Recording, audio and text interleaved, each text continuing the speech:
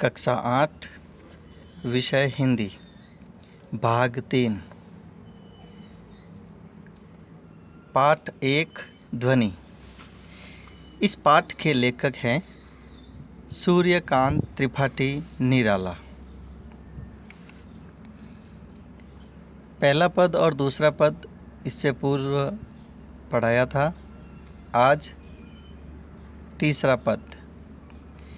पुष्प पुष्प से तंद्रालस खींच लूँगा मैं, अपने नवजीवन का अमृत सहर्ष सींच दूँगा मैं।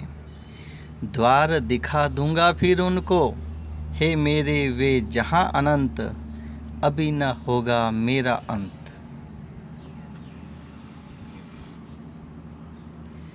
इस तीसरे पद का भावार्थ कवि निराला जी के अनुसार कि जैसे वसंत हर फूल को खिला देता है और प्रकृति में आनंदमय वातावरण उत्पन्न कर देता है, उसी प्रकार वह भी शिथिलता और आलस में पड़े जीवनों को प्रसन्नता और जागरूकता प्रदान करेगा। अपने उत्साह भरे नवयौवन का आनंद उसके हृदय में भरकर उन सभी को निराशा से मुक्त कर देगा। कवि निराला जी ने कहा है कि जिस तरीके से वसंत ऋतु आती है तो मुरझाए हुए फूल भी जो है खिलने लग जाता है और प्रकृति में चारों तरफ आनंदमय वातावरण जो है दिखने लग जाता है, सुगंधमय वातावरण हो जाता है। उदाहरण के माध्यम से भी उन्होंने कहा है कि जिस तरह वसंत ऋतु से पहले जो पेड़ और पौधे शिथिल हो रखे थे, मुरझाए हुए थे, वह अब वसंत ऋतु के आगमन के बाद वह प्रसन्नता और जागरूकता उनमें देखने को मिलती है और प्रकृति हरियाली से भरी छा जाती है। और वैसे ही कवि निराला जी जो है उन्होंने कविता लिखना प्रारंभ किया है, वैसे उसमें भी जो है उत्साह और जो है नवयौवन भरा हुआ है। उनके हृदय में कविताएं लिखने का जो है उत्साह बहुत ही ज़्यादा देखने को मिलता है।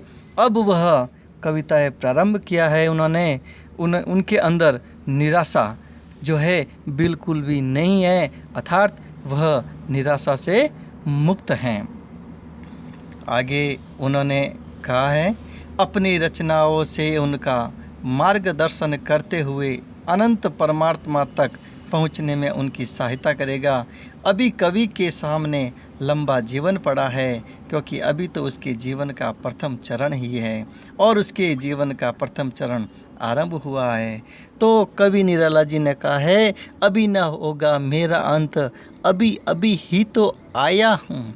तो कहने का मतलब है कवि निराला जी ने अभी अपनी कविताएं लिखना प्रारंभ किया है, अभी उसका समापन या समाप्त होना संभव नहीं है।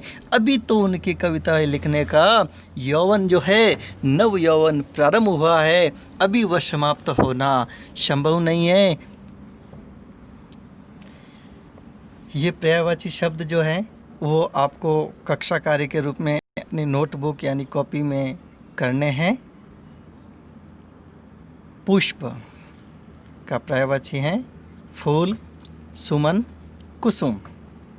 नव, नया, नूतन, नवीन। अमृत के पर्यायवाची हैं अमीय, शुदा, पीयूष। अनंत के पर्यायवाची हैं आकाश, नभ, गगन। यह पर्यायवाची आपको जो है कक्षा कार्य के रूप में करना है और आपको याद भी करने हैं।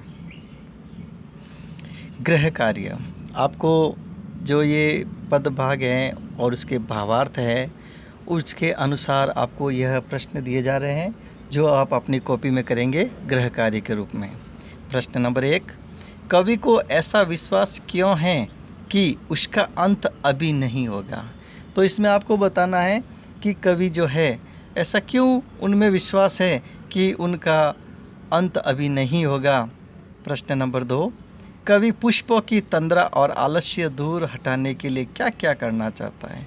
तो इसमें तीसरे पद में बताया गया है, तो उसमें आपको आंसर के रूप में लिखना है, जैसे पुष्पों की तंद्रा आलस्य दूर हटाने के लिए आपको क्या क्या करना चाहिए। प्रश्न 3, निराला जी की प्रमुख 3 रचनाओं के नाम लिखो। तो पहले हमने कवि परिचय के रूप में भी हमने पढ़ाया था, तो उनकी 3 रचनाएं जो हैं वो आपको लिखनी हैं, जो पहले के वीडियो में आपने पढ़ा था। प्रश्न 4, पुष्प पुष्प से तंद्र आलस खींच लूँगा मैं। इस पंक्ति का जो है आपको भावार्थ लिखना है। तो आपको इस भावार्थ के रूप में विस्तृत रूप से आप 4-5 लाइनों में लिख सकते हैं।